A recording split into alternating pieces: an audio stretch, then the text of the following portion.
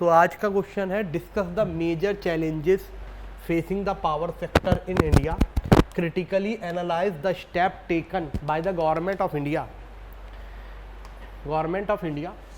to address these issues, suggest additional measure to ensure a sustainable and reliable power supply।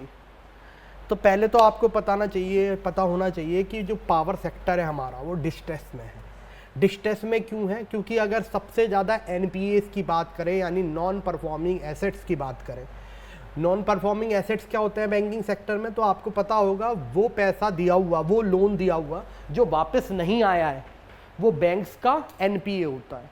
तो अगर सबसे ज़्यादा NPA में contribution की बात करें तो ये डिस्ट्रीब्यूशन कंपनीज ने करा है। Even government in distribution companies का लोन एनपीए कम करने के लिए एक स्कीम भी लेके आई थी, उदय डिस्कॉम्स। तो पहले तो आप यही पूछिए कि डिस्ट्रीब्यूशन कंपनीज होती क्या है और ये लॉस में क्या है। तो आपने सुना होगा आपके घर में एक मीटर लगा हुआ है, इलेक्ट्रिसिटी मीटर लगा हुआ है। आप जिस भी कंपनी को अपना इलेक्ट्रिसिटी पे करते हैं उसे हम डिस्ट्रीब्यूशन कंपनी कहते हैं। जैसे आपके घर पे दक्षिण हरियाणा का डिस्कॉम लगा होगा, कहीं बीएसईएस का लगा होता है, तो ये डिस्ट्रीब्यूशन कंपनी है। They are not the power creator, they are not the power producers. तो आपको ये समझना पड़ेगा कि कोई एनर्जी सोर्सेस है, एनर्जी सोर्स मतलब जैसे एनटीपीसी हो गई, नेशनल थर्मल पावर प्लांट, या फिर एटॉमिक पावर प्लांट हो गया जैसे काकरापार, रावट भाटा, नरोड़ा, ये सब एनर्जी सोर्सेस है। इवन यहाँ पर सोलर पावर प्लांट्स भी आ सकते हैं, जैसे एनटीपीसी आजकल सोलर पावर प्लांट एनर्जी भी प्रोड्यूस कर रही है, सोलर एनर्जी भी प्रोड्यूस कर रही है। तो दीज आर एनर्जी सोर्सेस। इस एनर्जी सोर्सेस से पावर प्लांट इलेक्ट्रिसिटी जनरेट करते हैं। और कैसे जनरेट करते हैं? तो आपको पता होगा, पानी को स्टीम बनाते हैं, water is converted into steam and that steam is forcefully turning the turbines, और वो टर्बाइंस मूव करती हैं, रोटेट करती हैं, उन जनरेटर से इलेक्ट्रिसिटी प्रोड्यूस होती है। सबको ये पता होगा, बेसिक साइंस है ये। तो ये जनरेटर प्लांट से इलेक्ट्रिसिटी का जनरेशन होता है। और कौन सी इलेक्ट्रिसिटी जनरेट होती है? ये अल्टरनेटिव करंट, एसी। ठीक। अब ये जनरेशन प्लांट्स क्या करते हैं? Long term power purchase agreement करते हैं डिस्ट्रीब्यूशन कंपनीज से। क्योंकि देखिए ये डायरेक्टली पावर प्लांट आपको सेल नहीं करेंगे, they don't know the technical know how कि किसको कितनी इलेक्ट्रिसिटी की जरूरत है। तो उससे सेल करने का काम कौन करती है? Distribution companies. इन पावर प्लांट से distribution companies power purchase agreement करती है, जो यूजली 10 से 15 साल का होता है, कि हम फलाना इलेक्ट्रिसिटी आपको इतनी कॉस्ट में खरीदेंगे, और इसकी बिडिंग होती है। तो that is known as power purchase agreements. अब इस डिस्ट्रीब्यूशन कंपनीज ही बाद में हम जैसे स्मॉल कंज्यूमर्स को इलेक्ट्रिसिटी बेचती है, साथ के साथ जो बल्क कंज्यूमर्स हैं यानी बड़ी बड़ी इंडस्ट्रीज हैं उसे भी ये डिस्ट्रीब्यूशन कंपनी बेचती है। अब यहां पर प्रॉब्लम एक चीज की है, यहां पे प्रॉब्लम है क्रॉस सब्सिडाइजेशन की। किसकी? क्रॉस सब्सिडाइजेशन की। होता क्या है कि स्मॉल कंज्यूमर जो है यानी किसान है या हम जैसे लोग हैं, हमें इलेक्ट्रिसिटी सस्ती मिलती है, और कितनी बार तो हमने देखा होगा टाका डाल देते हैं। ठीक है। लॉसेस होते हैं, बहुत सारे लॉसेस होते हैं, जिसे आपने सुना होगा, the losses is known as aggregate technical and commercial losses, AT&C losses. वो सारे लॉसेस होते हैं। कहाँ होते हैं? ट्रांसमिशन लाइन में भी लॉसेस होते हैं। जो डिस्ट्रीब्यूशन कंपनी आपके घर तक इलेक्ट्रिसिटी पहुंचा रही है, वायर में रेजिस्टेंस होता है, और रेजिस्टेंस के कारण क्या होते हैं? Losses.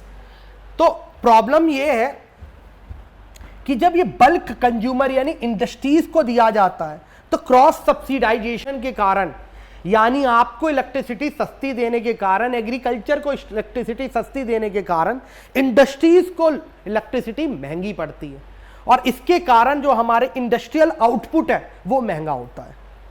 Further in distribution company को भी लॉस हो रहा है। तो सरकार ने एक तो इन इंडस्ट्रीज के लिए यानी बल्क कंज्यूमर जो है उनके लिए ओपन एंडेड एक्सेस स्टार्ट किया है। यानी अगर बड़ी बड़ी इंडस्ट्री चाहे तो डायरेक्ट जनरेटर पावर प्लांट से, जैसे एनटीपीसी, उनसे डायरेक्ट इलेक्ट्रिसिटी खरीद सकती है। साथ के साथ ये ओपन एक्सेस से कुछ सुधार हुए हैं, लेकिन प्रॉब्लम ये है अभी भी AT&C यानी aggregate technical and commercial losses distribution company के बहुत ज्यादा हैं, और इसके कारण one of the highest NPAs in India अगर वो किसी का है तो वो विजय माल्या का नहीं है, किसका है? डिस्ट्रीब्यूशन कंपनीज का। This is the one of the biggest problem the power sector is suffering with. अब ये हमने ये समझा कि क्यों ये पावर सेक्टर पे जो क्वेश्चन पूछा गया है, ये मेजर चैलेंजेस, जो मेजर चैलेंज की हम बात कर रहे थे, वो मेजर चैलेंज क्या है। अब मेंस के आंसर में इस क्वेश्चन को लिखा कैसे जाए, इंपॉर्टेंट तो मेंस का क्वेश्चन है, कैसे लिखा जाए। तो सबसे पहले हम बात करते हैं कि इंट्रोडक्शन कैसे लिखेंगे। तो इंट्रोडक्शन आप सिंपली करंट अफेयर्स से लिख लीजिए, या तो ये लिख दीजिए कि फैक्ट लिख दीजिए कि distribution companies power purchase agreement करती है, उनके कारण भी डिस्ट्रीब्यूशन कंपनीज को क्रॉस सब्सिडाइज करना पड़ता है, और इसके कारण क्रॉस सब्सिडाइजेशन के कारण डिस्ट्रीब्यूशन कंपनी को लॉस होता है। दूसरी चीज, डायरेक्ट करंट अफेयर्स लिख दीजिए। करंट अफेयर्स लिख लीजिए कि जितनी भी ये पावर डिस्ट्रीब्यूशन कंपनीज है, अच्छा इसे ओन कौन करता है? State government. Point to be noted, the distribution company is owned by state government. तो जो पावर डिस्ट्रीब्यूशन कंपनीज है, they are facing financial losses, and इसके कारण this led the call for privatisation of distribution companies. साथ के साथ power sector में numerous challenges है that required the comprehensive reforms. क्या क्या रिफॉर्म्स की जरूरत है, क्या क्या चैलेंजेस है, वो मेन बॉडी में लिख दीजिए। चलिए आ जाते हैं मेन बॉडी पर। तो चैलेंजेस क्या है? तो सबसे पहले हमने बताया फाइनेंशियल लॉसेस। अभी डिस्ट्रीब्यूशन की बात करें तो 70,000 करोड़ का लॉस इन्होंने 2022-23 में दिखाया है, विच इज यूज 70,000 करोड़ का स्ट्रक्चरल लॉसेस दिखाया है। साथ के साथ ऑपरेशनल एफिशिएंसी की बात करें तो aggregate transmission and commercial losses जो हैं ये 15% से ज्यादा है इनका, क्योंकि सिस्टम कितनी जगह ओवरलोडेड सिस्टम है। आपने देखा होगा कि आपके घरों में वोल्टेज बहुत कम आती होगी, कभी कभी गर्मी जब ज्यादा होती है, वो वोल्टेज कम क्यों आती है? ओवरलोडेड सिस्टम के कारण। कहीं पे इलेक्ट्रिसिटी चाहिए नहीं तो इनके पास स्मार्ट मीटरिंग नहीं है। They don't know the aggregate demand of any area because they don't have enough smart meters। इसलिए गवर्नमेंट ने स्मार्ट मीटर्स स्टार्ट किए हैं लगाना। क्यों? वो रियल टाइम डेटा प्रोवाइड करते हैं, किसको? डिस्ट्रीब्यूशन कंपनीज को। दैट्स वाई स्मार्ट मीटरिंग, समझते हैं ना, जानते हैं ना स्मार्ट मीटरिंग को। तो हाई AT&C लॉसेस है जो 15% से ज्यादा है, और वो किस लिए आते हैं? थेफ्ट के कारण, ओवरलोडेड सिस्टम के कारण, साथ के साथ पुअर बिलिंग के कारण। कभी कभी आपने देखा होगा ये ऐसे हैं कि किसी घर में उन्होंने एक्सेसिव इन्फ्लेटेड बिल भेज दिया, और कहीं कहीं किसी का बिल नहीं आया, कहीं कहीं बिल ज्यादा आ गया तो लोगों ने काटा मार लिया। This is the problem discoms are suffering with. ठीक है, कितनी बार तो देखा होगा थाने में लाइट गई हुई, थाने का लाइट काट दिया क्योंकि थानेदार ने बिजली अधिकारी की सुनी नहीं। कितनी बार आपने देखा होगा ये सब। तो बात है AT&C लॉसेस बहुत ज्यादा है, ऑपरेशनल इनएफिशिएंसी बहुत ज्यादा है। कहीं ग्लोबल एवरेज यानी सब साहारन अफ्रीका को भी ले ले तो ये AT&C लॉसेस 8% से ज्यादा नहीं है। हमारी इंडिया में कितना है? 15%, विच इज यूज, बहुत ज्यादा है। चले, साथ के साथ जो पावर टैरिफ है वो रिवाइज नहीं हुए हैं बहुत दिनों से।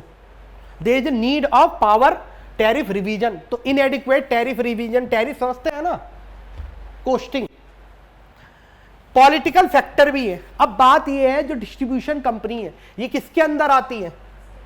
स्टेट गवर्नमेंट के अंदर। तो होता क्या है, ये है पावर प्रोड्यूसर कंपनी, जैसे NTPC दादरी, NTPC है, ये अपनी इलेक्ट्रिसिटी प्रोवाइड करती है। एक नेशनल कंपनी जो इंडिया की कंपनी है, महारत्न है, उसका नाम है पावर ग्रिड, और ये पावर ग्रिड से इलेक्ट्रिसिटी परचेज करती है कौन? Distribution company, discoms, and they comes under state government, and this is the problem. State government से भारत सरकार ने कहा कि इस डिस्ट्रीब्यूशन के लोन को आप रख लो, आप पे कर दो। स्टेट गवर्नमेंट ने कहा हमारे फाइनेंसेस वैसे ही खराब हैं, हम कहां से रख सकते हैं। फिर सरकार उदय स्कीम लेके आई, उसका भी कोई भला हुआ नहीं। तो पॉलिटिकल विल की प्रॉब्लम है एवरीवन। नेक्स्ट, फाइनेंसेस पुअर है, क्यों है? लोन रीपेमेंट इश्यू है, क्योंकि discom are struggling to repay loans, NPA बढ़ रहे हैं, अब इन्हें कोई लोन भी नहीं देता, लोन देता है तो बहुत महंगे रेट में दे रहा है, दिस इज द प्रॉब्लम। साथ के साथ पावर परचेज कांस्टेंट, मैंने आपको बताया था, जो अब इन्होंने एग्रीमेंट तो कर लिया डिस्ट्रीब्यूशन कंपनी की, मान लो बैक एंड पे इतनी डिमांड नहीं है, लेकिन फिर भी इन्हें खरीदनी पड़ेगी, because they have done a agreement, that is known as power purchase constant, power purchase agreement. Next problem है इंफ्रास्ट्रक्चर इन्वेस्टमेंट की, कि अभी तक टेक्नोलॉजिकल जो इंफ्रास्ट्रक्चर बनना था वो अभी तक बना ही नहीं। We need net metering as well as smart metering, जिसमें स्मार्ट मीटर लगे हों, साथ के साथ नेट मीटरिंग। मान लो आज मोस्टली इलेक्ट्रिसिटी प्रोड्यूस हो रही है 55% से ज्यादा non renewable source of energy से, जैसे कोयला है। अब मेरे घर में अगर सोलर पावर प्लांट से ज्यादा इलेक्ट्रिसिटी प्रोड्यूस हो रही है तो मैं अभी बेच नहीं सकता। क्यों नहीं बेच सकता? क्योंकि we don't have net metering, जिससे कि अगर मान लो मैंने 55 वाट, 55 तो छोटा हो गया, 55 किलोवाट की इलेक्ट्रिसिटी प्रोड्यूस करी है, और मेरे घर में अगर मान लो 15 किलोवाट की इलेक्ट्रिसिटी जरूरत है, तो बाकी की 40 तो मैं बेच सकता हूं, लेकिन अभी ऐसा नहीं हो सकता, we don't have net metering. तो यहां पर क्या आना चाहिए? नेट मीटरिंग, स्मार्ट मीटरिंग होनी चाहिए। साथ के साथ पावर सेक्टर में एक और प्रॉब्लम है, जिसे कहते हैं डक कर्व। क्या कहते हैं? Duck curve. जब से रिन्यूएबल एनर्जी आई है तब से एक प्रॉब्लम हुई है कि रिन्यूएबल एनर्जी दिन में ज्यादा एनर्जी प्रोड्यूस करती है। जैसे आप देखें, आप सोलर एनर्जी को ले लीजिए, ये कब एनर्जी प्रोड्यूस करेगी, इलेक्ट्रिसिटी प्रोड्यूस करेगी? दिन में। सबसे ज्यादा डिमांड कब होती है? इवनिंग में। इवनिंग में सबसे ज्यादा डिमांड होगी, जब लोगों की नाइट लाइफ स्टार्ट होती है, तब ये इलेक्ट्रिसिटी प्रोड्यूस नहीं करती। तो इसके कारण ग्रिड फेलियर देखा गया है कितनी जगह। तो this is known as duck curve. Further renewable energy का सेटबैक भी है, क्योंकि हम रिन्यूएबल एनर्जी को through smart metering and net metering जोड़ नहीं पा रहे हैं। तो that is also financial constant is there, and that is hindering the India's goal of 500 gigawatt renewable capacity by 2030। Next, अब इसमें क्वेश्चन ही प्राइवेट सेक्टर से पूछा गया है, तो प्राइवेट सेक्टर के कुछ बेनिफिट्स बताते हैं, बाकी ये देखेंगे कि कैसे चीजों को ठीक किया जा सकता है, यानी what will be the way forward. तो बेनिफिट्स अगर बात करें प्राइवेट सेक्टर पार्टिसिपेशन की, तो सबसे पहले ऑपरेशनल ऑटोनॉमी होगी। पॉलिटिकल जो माइलेज है अभी कि डिस्ट्रीब्यूशन कंपनी स्टेट गवर्नमेंट के अंदर आती है, वो political mileage and political populism, यानी फ्री में इलेक्ट्रिसिटी देना, रेट कम रखना। अब भाई रेट चल रहा है 5 रुपए यूनिट, आप कह रहे हो कि 2 रुपए यूनिट देना है तुझे, तो कहां से डिस्ट्रीब्यूशन कंपनी पैसा कमाएगी? तो क्या है? ऑपरेशनल ऑटोनॉमी आ जाएगी प्राइवेट सेक्टर पार्टिसिपेशन से।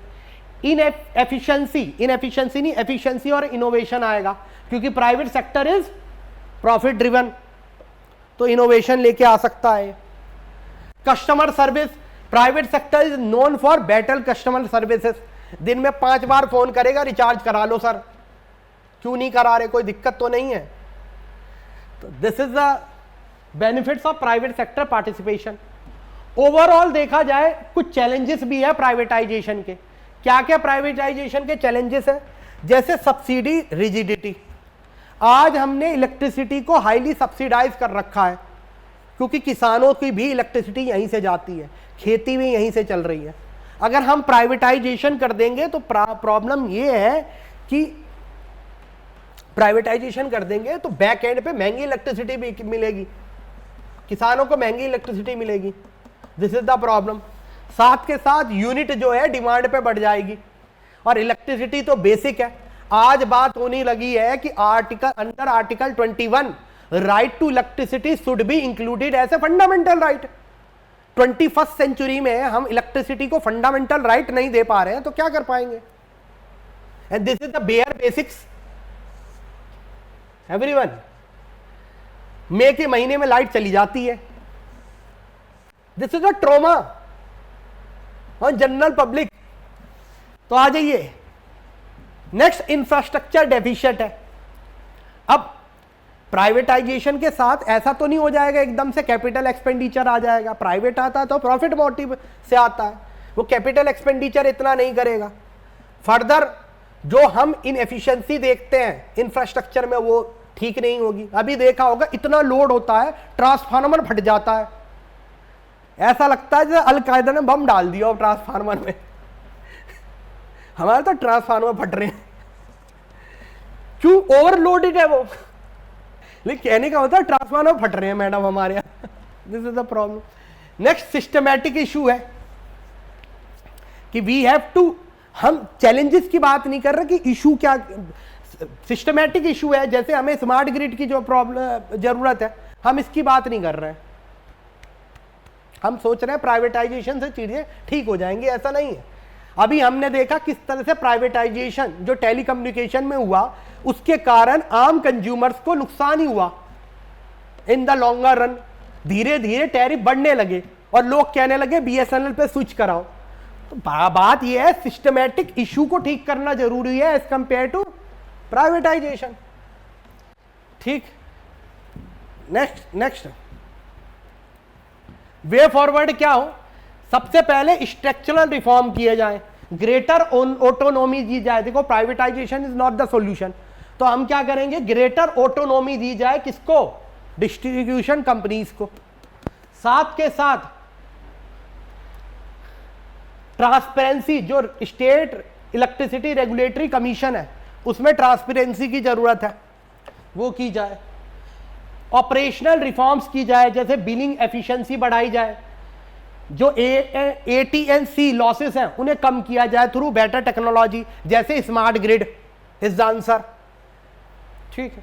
नेक्स्ट, मैनेजरियल रिफॉर्म्स किए जाएं, जिसमें एक्सेसिबल कॉल सेंटर हो, साथ के साथ कन्वीनियंट पेमेंट फैसिलिटी हो। ठीक, जैसे आपने देखा होगा ओला वाला करता है, देखा है, उसे अगर पैसे नहीं भी है तो वॉलेट में दे देता है, खर्च करो बाद में दे दो। We need this one. तो मॉडल लिख सकते हो आप कि गवर्नमेंट इनिशिएटिव, सरकार ने कुछ इनिशिएटिव भी डिस्ट्रीब्यूशन कंपनी के लिए चलाए हैं। जैसे सबसे पहले आप देखेंगे कुसुम स्कीम। कुसुम में सरकार ने कहा है कि हम एग्रीकल्चर में अगर आप सोलर पैनल से पंप चलाते हैं, इलेक्ट्रिसिटी जनरेट करते हैं, तो वी विल सब्सिडाइज यू, हम आपको पैसा प्रोवाइड करेंगे, सब्सिडी देंगे। That is known as Kusum scheme. साथ के साथ आपने सुना होगा उदय स्कीम लेके आए थे, लेकिन उदय स्कीम इतनी सक्सेसफुल रही नहीं। एक तरह का बेटा पैकेज था उदय स्कीम कि डिस्ट्रीब्यूशन कंपनी को बाहर निकाला जाएगा, लेकिन निकल नहीं पाई। और क्या हो सकता है? स्मार्ट मीटरिंग लिखेंगे। मार्केट रिफॉर्म्स की जरूरत है, ग्रीन एनर्जी मार्केट को बढ़ाने की जरूरत है कि RE सर्टिफिकेट, जिस इलेक्ट्रिसिटी के RE सर्टिफिकेट होंगे, REC रिन्यूएबल एनर्जी सर्टिफिकेट, उस इलेक्ट्रिसिटी को बढ़ावा दिया जाए। लाइन बताई जाए कि this distribution company is selling the REC electricity. तो कुछ चैलेंजेस हैं, उनके सॉल्यूशन आप कंक्लूड कर दे। जैसे चैलेंजेस फाइनेंशियल लॉसेस हैं, इसके लिए क्या करने की जरूरत है? टैरिफ रिफॉर्म करने की जरूरत है। ऑपरेशनल इनएफिशिएंसी है, इसके लिए क्या करने की जरूरत है? Smart technology, smart grid, smart meter, net metering, इसकी जरूरत है।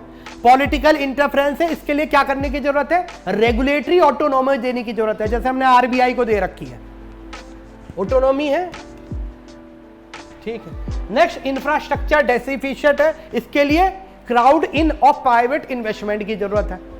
लॉन्ग टर्म बॉन्ड की जरूरत है, लॉन्ग टर्म बॉन्ड मार्केट की जरूरत है इन इलेक्ट्रिसिटी। ये कह के कंक्लूड कर देंगे।